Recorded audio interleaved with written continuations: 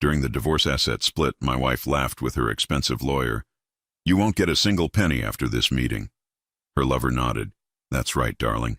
And her cousin laughed loudly. "He'll die alone and broke." But when the judge opened my envelope and saw the video, he couldn't stop laughing. "I'm glad to have you here. Follow my story until the end and comment the city you're watching from, so I can see how far my story has reached. My name is Clifford, and at 66 years old, I never imagined I'd be sitting in a divorce attorney's office, watching my wife of 35 years laugh at my misery. But there I was, gripping the arms of that uncomfortable leather chair, listening to Kimberly's expensive lawyer outline exactly how she planned to leave me with nothing. "Mr. Henderson will receive his personal clothing and perhaps his old fishing gear," Attorney Morrison said with a smirk that matched my wife's perfectly. "Everything else, the house, the investments, the retirement accounts, all of it goes to Mrs. Henderson." Kimberly couldn't contain her satisfaction. She actually giggled, a sound that once made my heart flutter, but now felt like nails on a chalkboard. Sitting beside her was Martin, her lover, his hand possessively placed on her knee. He was 20 years younger than both of us, with perfectly styled hair and a suit that probably cost more than my monthly Social Security would be. "You're not going to have a single penny left after this meeting," Kimberly said, her voice dripping with false sweetness. She turned to Martin with that same adoring look she used to give me. "Isn't that right, honey?" Martin nodded, his smile cold and calculating. "That's exactly right, sweetheart. Old Clifford here is going to learn what it means to be truly alone." But the worst part wasn't Martin's cruelty, or even Kimberly's betrayal.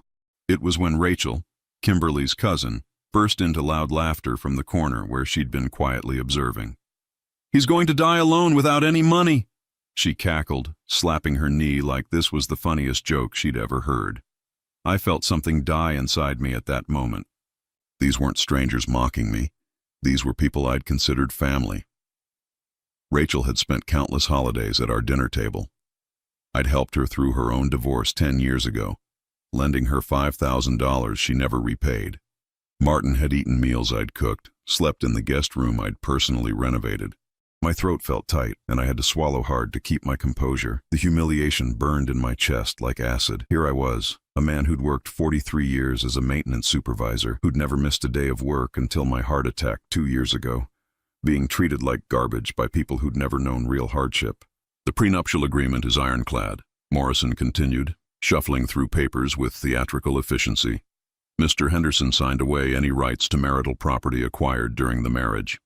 I remembered signing that document 35 years ago, young and stupidly in love, thinking it was just a formality. Kimberly had convinced me it was something her wealthy father insisted on, just a precaution that would never matter because we'd be together forever. Forever. The word tasted bitter now. Kimberly leaned back in her chair, crossing her legs with satisfaction.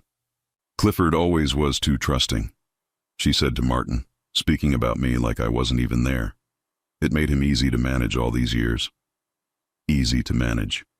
Is that what 35 years of marriage had been to her? Management. I thought about all those years I'd worked double shifts to pay for her shopping trips, the vacation home in Florida she'd insisted we needed, the expensive dinners with her friends where I'd smile and nod while they talked about things I couldn't afford.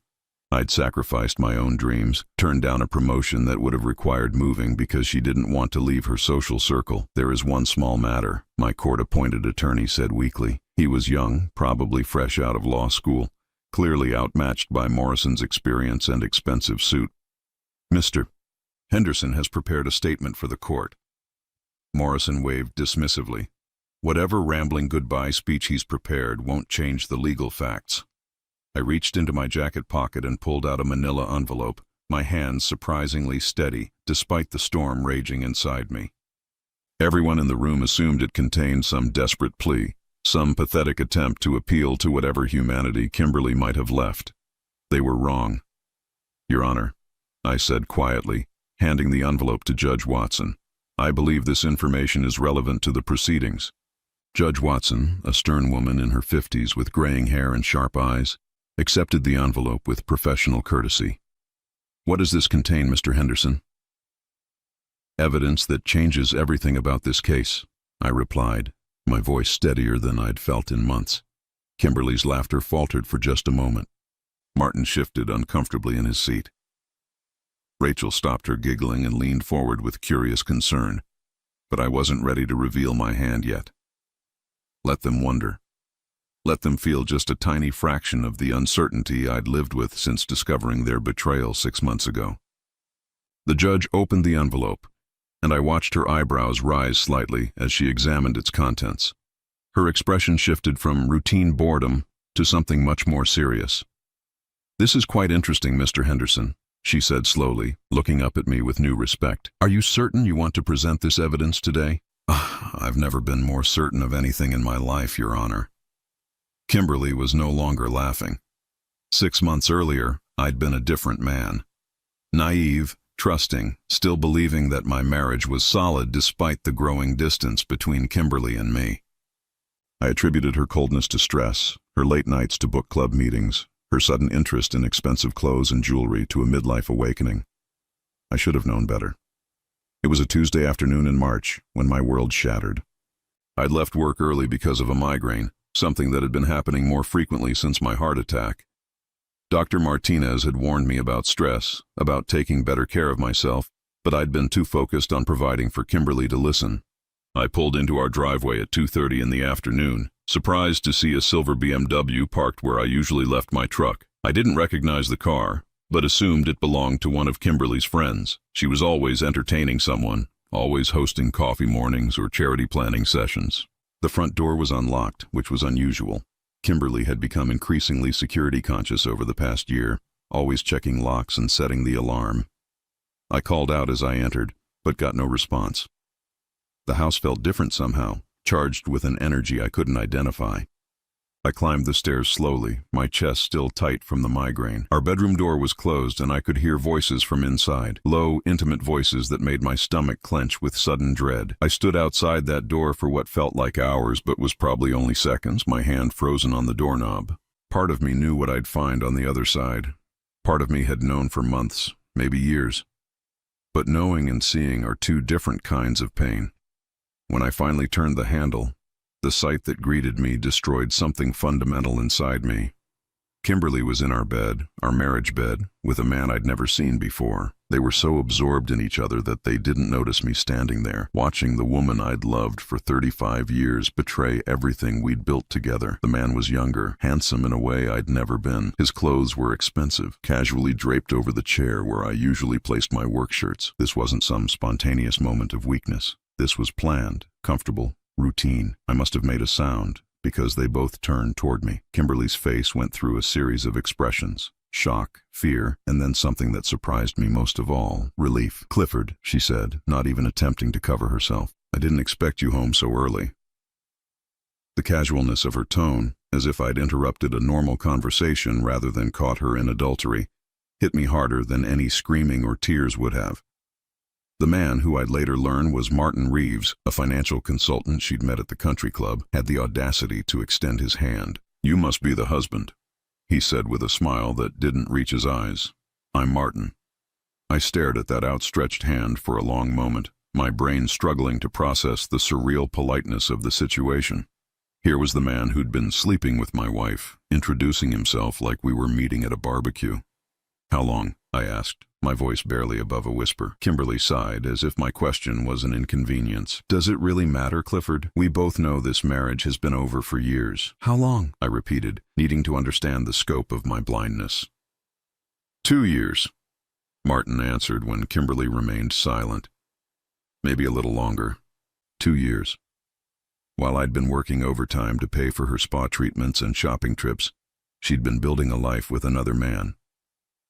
While I'd been planning our retirement, dreaming of travel and grandchildren that would never come, she'd been planning her escape. "I want him gone," I said, surprised by the steadiness in my voice. Now, Martin looked to Kimberly, waiting for her permission. That small gesture told me everything I needed to know about who really controlled this situation. "Martin can stay as long as he wants," Kimberly said, finally sitting up and reaching for her robe. "This is my house too, Clifford.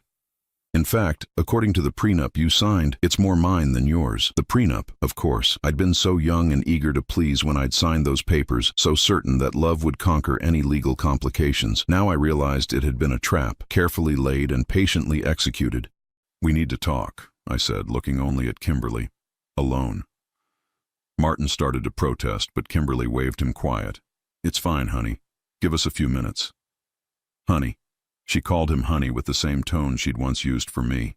After Martin left, closing the bedroom door behind him with inappropriate familiarity, Kimberly stood and faced me. She looked younger somehow, more alive than she'd seemed in years. Betrayal, apparently, suited her. I'm not going to apologize, she said, crossing her arms. We haven't been happy for a long time, Clifford. You know that. I thought we were working through a rough patch, I replied. I thought we still had something worth saving. She laughed, but there was no humor in it. You thought wrong. I've been miserable for years, pretending to be satisfied with your small dreams and smaller paycheck. Martin offers me something you never could. What's that? A real life, security, excitement. He has money, Clifford, real money. He can give me the life I deserve, and the life she deserved. As if 35 years of devotion, of putting her needs before my own, of working myself into heart problems to provide for her comfort had earned me nothing. I want a divorce, she continued. Martin's already spoken to a lawyer. You won't fight it. And you won't make it difficult, because if you do, I'll make sure you lose everything. The house, the car, even your pension. The prenup gives me that power. I felt something cold settle in my chest. This wasn't the woman I'd married, the woman who'd cried when I'd proposed, who'd promised to love me in sickness and health. This was a stranger wearing my wife's face. I see, I said simply. I hope you do see, she replied. Because if you don't, if you try to fight this, you'll end up with nothing but the clothes on your back. That night, I sat in my truck in an empty parking lot, staring at my phone. I had Martin's business card, which he'd left on my kitchen counter like some kind of territorial marking. I called his office, not because I had anything to say to him, but because I needed to understand who I was dealing with. The next morning, I drove to see an attorney. Not to fight the divorce. Kimberly was right about the prenup being ironclad, but to explore my options. That's when I learned about the investigation process, about the kinds of evidence that could change everything in a legal proceeding. That's when I decided to install the security cameras. Judge Watson held the envelope in her hands like it contained something dangerous. The courtroom had fallen completely silent. Even the court reporter had stopped typing. Everyone was staring at that manila envelope, wondering what could possibly be inside that would make a seasoned judge look so serious. Mr. Henderson, Judge Watson said slowly, before I proceed with reviewing this evidence, I want to confirm that you understand the implications of what you're presenting. I nodded, my heart pounding, but my resolve stronger than ever. I understand completely, Your Honor. Kimberly was no longer the confident woman who'd been laughing minutes earlier. Her face had gone pale, and she kept glancing nervously between Martin and me. Martin himself had shifted uncomfortably in his chair, his earlier smugness replaced by something that looked like genuine concern. What could he possibly have? Rachel whispered loudly enough for everyone to hear. He's just a maintenance worker.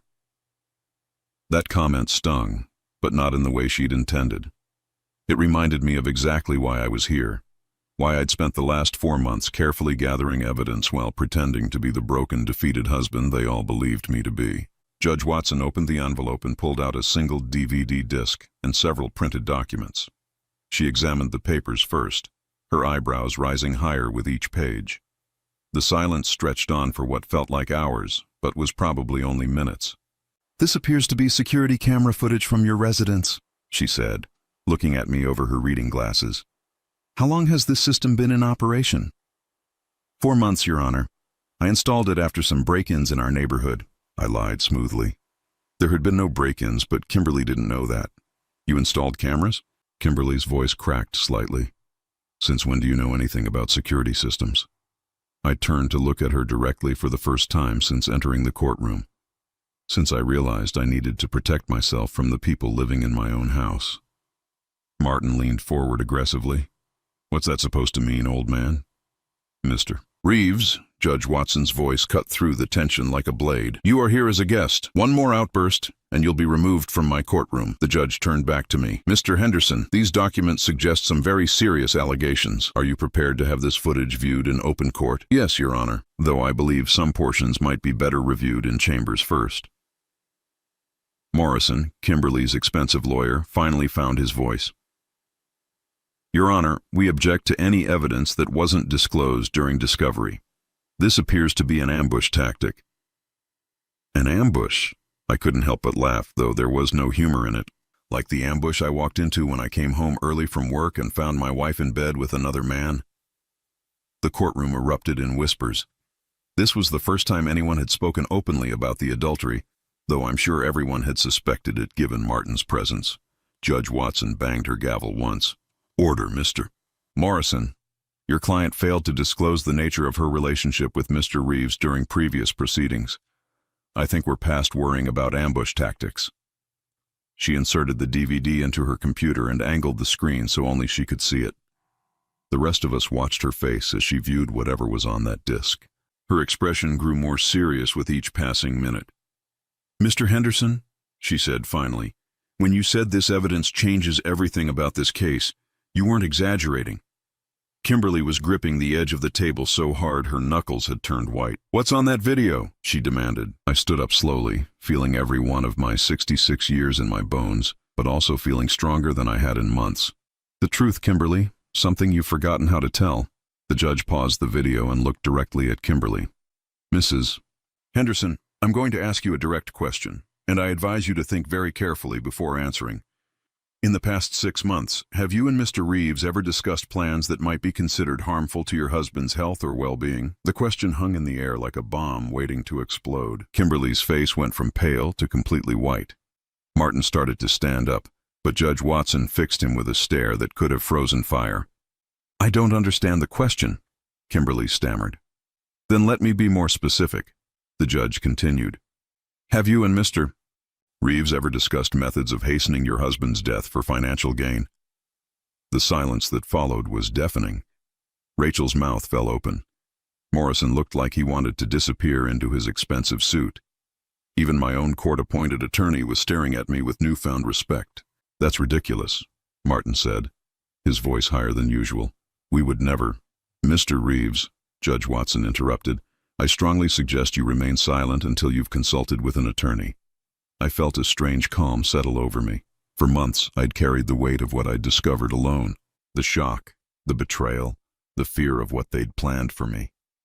But now, watching them squirm under the judge's questioning, I felt something I hadn't experienced in years. Power. "Your Honor," I said quietly, "there's more."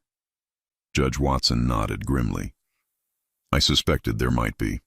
Mr. Henderson, I'm going to call a recess. I want to review this evidence more thoroughly before we proceed, but I want everyone to understand that what we're dealing with here may extend far beyond a simple divorce proceeding." As the judge gathered her papers, Kimberly finally found her voice again. "Clifford, whatever you think you heard or saw, you're wrong. I would never hurt you. We've had our problems, but I'm not a monster." I looked at her, this woman I'd shared more than half my life with, and felt nothing but pity. "No, Kimberly, you're not a monster. Monsters are honest about what they are." During the recess, Martin grabbed Kimberly's arm and pulled her into a corner for a whispered conversation. I couldn't hear what they were saying, but their body language told me everything I needed to know. They were scared, desperate, trying to figure out how much I actually knew. Rachel, meanwhile, kept staring at me like I'd grown a second head. "Clifford," she said, approaching me cautiously, "what exactly is on that video?" I smiled at her, the same kind of cold smile she'd given me earlier when she'd laughed about me dying alone and poor. "You'll find out soon enough, Rachel. We all will." The truth was, even I hadn't expected to feel this satisfied. For months, I'd lived with the knowledge of their betrayal and their plans, feeling helpless and afraid. But now, watching them realize that their perfect scheme was unraveling, I understood what real justice felt like. When Judge Watson returned, her expression was grim. "Ladies and gentlemen, I've reviewed the evidence presented by Mr. Henderson. This court is now suspending divorce proceedings pending a criminal investigation." Kimberly let out a small cry. Martin's face had gone completely gray. "Furthermore," the judge continued, "I'm issuing a restraining order preventing Mrs. Henderson and Mr. Reeves from approaching Mr. Henderson or his residence." But I wasn't done yet. There was still more they needed to know. More secrets that needed to see the light of day. The real shock was still coming. 3 days after the suspended court proceedings, I sat across from Detective Sarah Martinez in a windowless interview room at the police station. The same DVD that had shocked Judge Watson was now evidence in a criminal investigation. Detective Martinez had been reviewing the footage for over an hour, stopping and starting sections, taking notes, occasionally shaking her head in disbelief. "Mr. Henderson," she said finally, setting down her pen and looking at me with a mixture of sympathy and amazement. "In 22 years of police work, I've seen a lot of disturbing things. But this is something else entirely. I had insisted on being present when they reviewed the complete footage. I needed to see their faces when they understood the full scope of what Kimberly and Martin had planned. I needed to witness the moment when their careful facade crumbled completely." The detective rewound the disc to a specific section and turned the monitor so I could see it too. There, in high-definition color, were Kimberly and Martin in my kitchen on a Tuesday afternoon in late April. I had been at work as usual, unaware that they were planning my death in meticulous detail. "The thing about old men with heart conditions," Martin was saying on the recording, "is that everyone expects them to die suddenly. No one questions it." Kimberly nodded, stirring sugar into her coffee with the same spoon she'd used to make my breakfast that morning, especially after the stress of a divorce. The perfect storm, really. Detective Martinez paused the video and looked at me. "How long after your heart attack was this recorded?" "About 8 months, I replied, my voice steady despite the pain of reliving it. "I had the attack in August. This was filmed the following April." She shook her head and resumed the playback. "The next part was even more chilling. The digitalis option is still the cleanest," Martin continued, pulling out his phone and scrolling through what appeared to be medical websites. "It's derived from foxglove plants. Completely natural, grows wild in half the gardens in this neighborhood. In someone with his existing heart condition, it would look like a natural cardiac episode." "How much would we need?" Kimberly asked, leaning closer to read his phone screen. "Not much. A few leaves ground up in his morning coffee over the course of a week. The beauty is that it's cumulative. By the time symptoms appear, it's already in his system at lethal levels." I watched Detective Martinez's jaw clench as she listened to them discuss my murder with the same casual tone they might use to plan a vacation. "There's more," I said quietly. "Keep watching." The scene on the video shifted to show them in our living room later that same day. Martin was holding a manila folder, the same type of folder that had contained our original prenuptial agreement. "I've reviewed the will and the insurance policies," he was telling Kimberly. "Once Clifford is gone, you'll inherit everything. The house, his pension, the life insurance. We're talking about close to $800,000, plus whatever he has in savings. $800,000, that's what my life was worth to them." "And you're certain there won't be any problems with the timing?" Kimberly asked. "I mean, filing for divorce and then having him die so soon after." Martin shrugged. "That's what makes it perfect. Everyone will assume the stress of the divorce caused his heart to give out. Happens all the time with men his age. The coroner won't look too closely at a man with a documented heart condition who just suffered a major life trauma." Detective Martinez stopped the video again.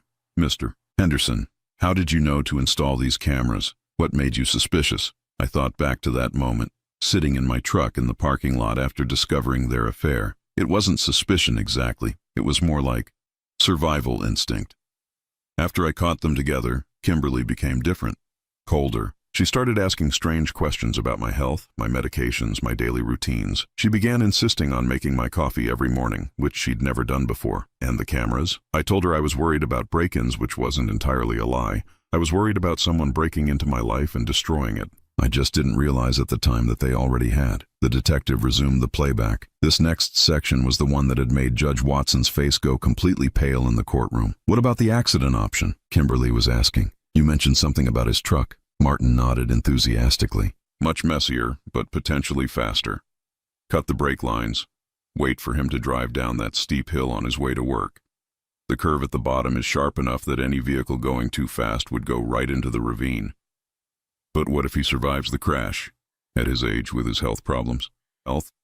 Even if he survived the initial impact, help wouldn't reach him in time. That ravine is 300 feet deep, and cell service is spotty in that area. I had driven that route to work every day for 15 years. They had studied my routines, analyzed my vulnerabilities, planned my death with the precision of military strategists. The insurance investigation would be more thorough with an accident," Martin continued, "but the payout would be the same, and grief-stricken widows aren't usually suspects." Detective Martinez paused the video once more. "Mr. Henderson, when did you first see this footage?" "About 2 weeks after it was recorded," I replied. I had set the system to save everything to a cloud storage account. I was reviewing it to see if I'd captured anything useful for the divorce proceedings when I found this. What was your first reaction? I thought about that moment, sitting alone in my living room at 2 in the morning, watching my wife plan my murder. Terror, I said honestly. Pure, absolute terror. Not just because they wanted me dead, but because of how carefully they'd planned it. These weren't passionate, spur-of-the-moment thoughts. This was premeditated, calculated, cold-blooded planning. The detective nodded grimly and started the video again. The final section showed them discussing timelines and alibis. Martin had researched Kimberly's book club schedule, her charity work, her regular appointments. They wanted to ensure she had ironclad alibis for the time period when I would be consuming the digitalis. We should start next Monday, Martin was saying. That gives us the whole week while you're supposedly at your sister's house in Phoenix. You can drive back each morning, dose his coffee, and drive back. Even if someone sees you, you're just a concerned wife checking on your husband during a difficult time. And you'll be where? Chicago, at the medical conference. 300 witnesses who can place me there. Perfect alibi. The video ended with them embracing, celebrating their perfect plan to commit the perfect murder. Detective Martinez ejected the disc and sat back in her chair. Mr. Henderson, do you have any idea how lucky you are? If you hadn't installed those cameras, I'd be dead. I finished for her. I know. There were mornings when I almost drank the coffee Kimberly made for me. Something always stopped me. Call it intuition or paranoia, but I started making my own coffee and pretending to drink hers. What stopped you from drinking it? I thought about those mornings, Kimberly hovering over me with unusual attention, insisting I finish every drop, asking how it tasted. She was trying too hard, I said. For 35 years, Kimberly had never cared whether I finished my coffee or not. Suddenly, she was monitoring every sip. It felt wrong. Detective Martinez leaned forward. There's something else you need to know. We found digitalis plants in your backyard garden. Fresh cuttings. Someone had been harvesting them recently. The room felt cold despite the warm afternoon. They hadn't just been planning my murder. They had already begun executing it. How long do I have before they realize they've been caught? I asked. They already know, she replied. We arrested them both this morning. For the first time in months, I felt like I could breathe freely. The weight I'd been carrying, the constant fear, the sleepless nights wondering if today would be the day they decided to act, it was finally over. But there was still one more revelation waiting, one final secret that would complete my vindication and their destruction. The call came at 6:30 in the morning, 3 days after my meeting with Detective Martinez. I was sitting in my kitchen, actually enjoying a cup of coffee for the first time in months, when my phone rang. It was my court-appointed attorney, Daniel Walsh, and his voice was filled with an excitement I'd never heard before. Clifford, you need to turn on the local news, he said. Channel 7, right now. I fumbled for the remote control and switched on the television just in time to see a familiar sight that made my heart race. There was my house, my front yard, surrounded by police cars with their red and blue lights flashing. A reporter was standing at the end of my driveway, speaking into a microphone with the kind of serious expression reserved for major crime stories. We're here at the Henderson residence where police have arrested 2 suspects in connection with an alleged murder plot, the reporter was saying. Kimberly Henderson, 64, and Martin Reeves, 45, were taken into custody this morning on charges of conspiracy to commit murder. I watched in stunned silence as they showed footage of Kimberly being led away in handcuffs. She wasn't the composed, confident woman who had laughed at me in the courtroom just days earlier. Her hair was disheveled, her makeup smeared, and she looked every one of her 64 years. Martin followed behind her, his expensive suit wrinkled, his hands cuffed behind his back. According to police sources, the reporter continued, the alleged plot involved poisoning the victim using digitalis, a substance derived from foxglove plants. The investigation began after the victim presented video evidence to family court during divorce proceedings. Video evidence. My video evidence. The same footage that had shocked Judge Watson was now being discussed on the morning news. My phone rang again. This time it was Rachel, Kimberly's cousin, the same woman who had laughed about me dying alone and poor just days earlier. Clifford, her voice was shaky, desperate. This has to be some kind of mistake. Kimberly would never actually hurt you.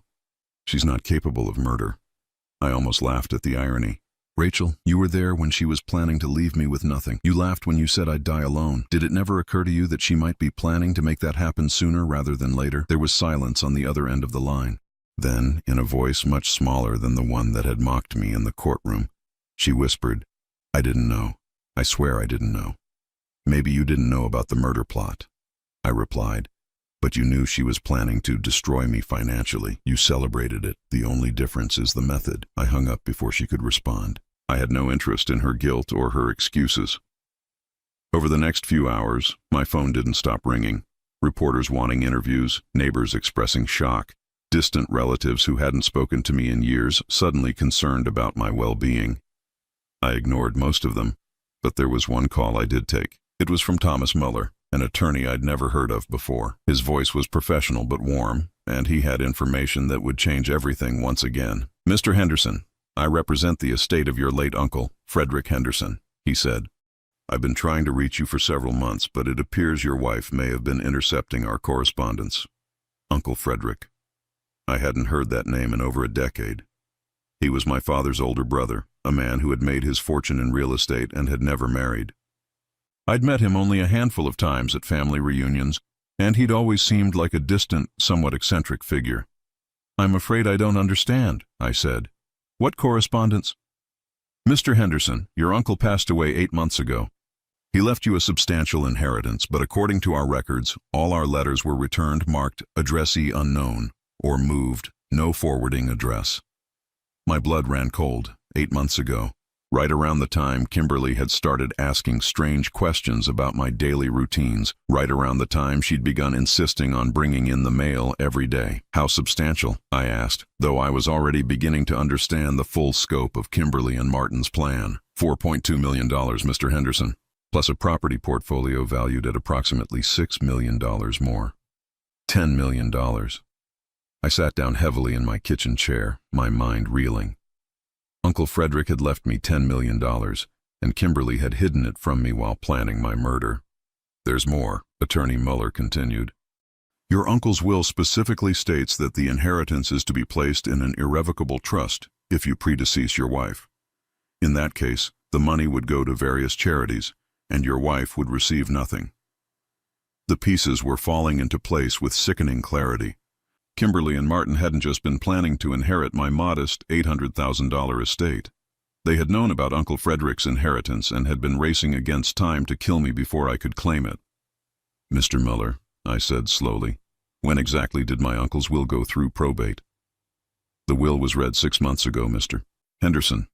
We sent notification letters to your address beginning in February. February, the same month Kimberly had started making my coffee every morning. The same month Martin had begun researching digitalis poisoning and brake line sabotage. I told Attorney Muller about the intercepted mail, about the murder plot, about everything that had happened. He listened in shocked silence, occasionally asking clarifying questions. Mr. Henderson, he said finally, I need to ask you something important. During the time when these letters were being sent to your house, did your wife show any unusual interest in your mail or your daily routines? I thought back to those months, remembering how Kimberly had suddenly become the household's unofficial mail sorter. How she'd started asking detailed questions about my work schedule, my driving routes, my medication times. She controlled everything, I realized out loud. The mail, my schedule, even my food and drink. She was positioning herself to kill me the moment she figured out how to access the inheritance. Fortunately, Attorney Muller said, your uncle was very specific about the trust provisions. Even if their plan had succeeded, your wife would never have seen a penny of his money. That afternoon, I met with Attorney Muller at his downtown office. The building was impressive, all marble and mahogany, the kind of place I'd never imagined having business in. He was a distinguished man in his 70s with silver hair and the kind of expensive suit that spoke of decades of successful legal practice. Before we proceed with the inheritance transfer, he said, I want you to understand exactly what your uncle left you. He spread several documents across his polished conference table, property deeds, investment portfolios, bank statements, all bearing my name as the sole beneficiary. The liquid assets total $4.2 million, he explained, pointing to various bank statements. The properties include a vacation home in Colorado, a rental property complex in Austin, and a small office building in downtown Denver. Conservative estimate puts the total value at just over $10 million. $10 million. I stared at the numbers, trying to comprehend what this meant for my life. Just days ago, I'd been facing the prospect of poverty and homelessness. Now I was a millionaire 10 times over. There's something else, Attorney Mueller continued, producing another document. Your uncle included a personal letter for you. He handed me an envelope with my name written in shaky handwriting. Inside was a single sheet of paper with a message that brought tears to my eyes. Dear Clifford, if you're reading this, then I'm gone, and you're finally free of that woman you married. I never liked her, never trusted her, but I kept my mouth shut because you seemed happy. I hope this money helps you build the life you deserve, away from people who don't appreciate your worth. Use it wisely, and remember that family isn't always blood. Sometimes it's the people who choose to stand by you when the blood relatives fail you. With love and respect, Uncle Frederick. Somehow, even from beyond the grave, Uncle Frederick had seen what I'd been too blind to notice. He'd known what kind of person Kimberly was, and he'd structured his will to protect both me and his money from her greed. Mr. Henderson, Attorney Mueller said gently, are you ready to claim your inheritance? I looked up from the letter, thinking about everything that had brought me to this moment.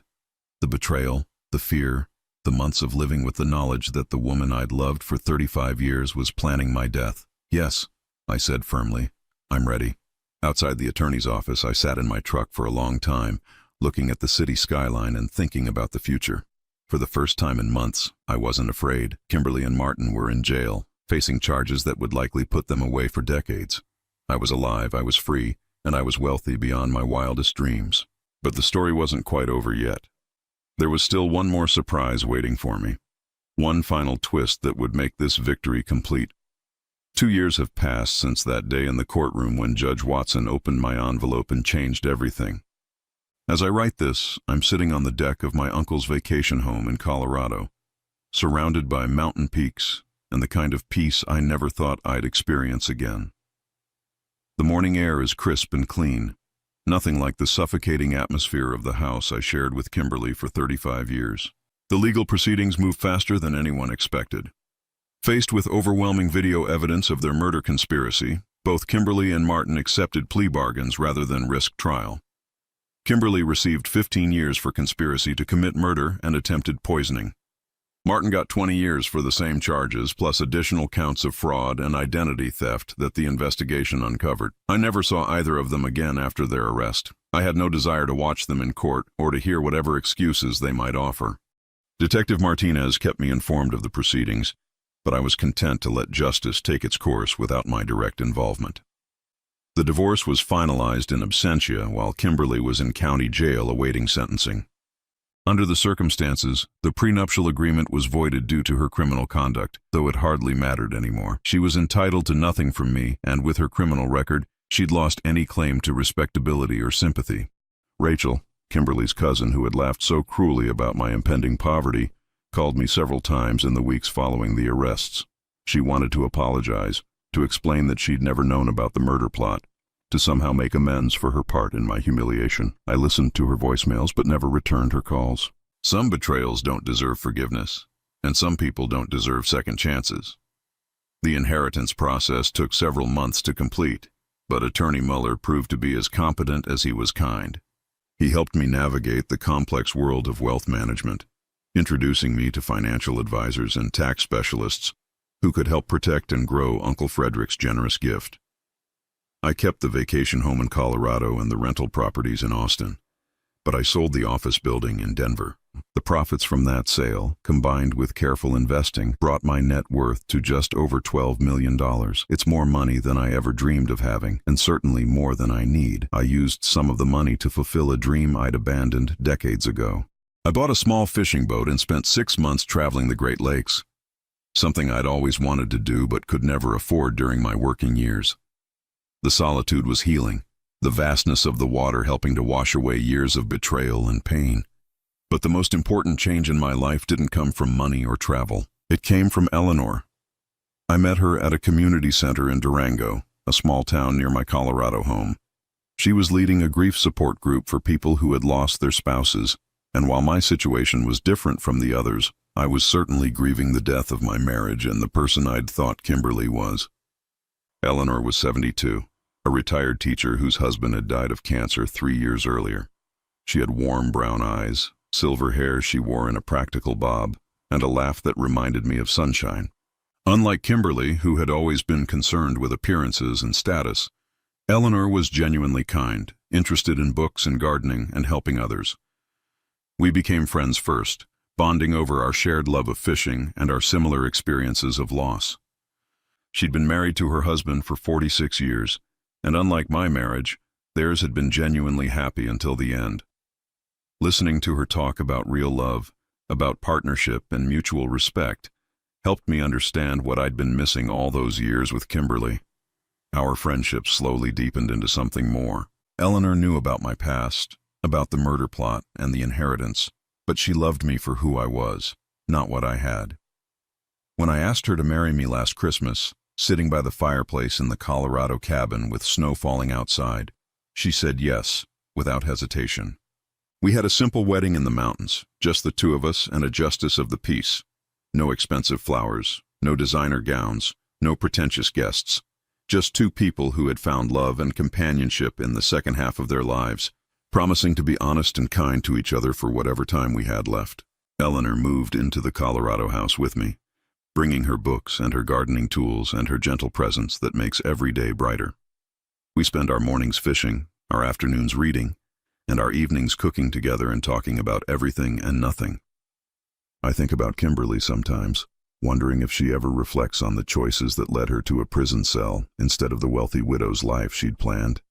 The irony isn't lost on me that if she'd simply been patient, if she'd waited for me to die naturally in perhaps 10 or 15 years, she would have inherited everything legitimately. Her greed and impatience destroyed her more thoroughly than any revenge I could have planned. Martin, according to the newspaper reports I occasionally read, is not adjusting well to prison life. A financial consultant accustomed to expensive suits and fine dining isn't popular among his fellow inmates. I feel no sympathy for him. He chose to participate in a plan to murder an innocent man for money.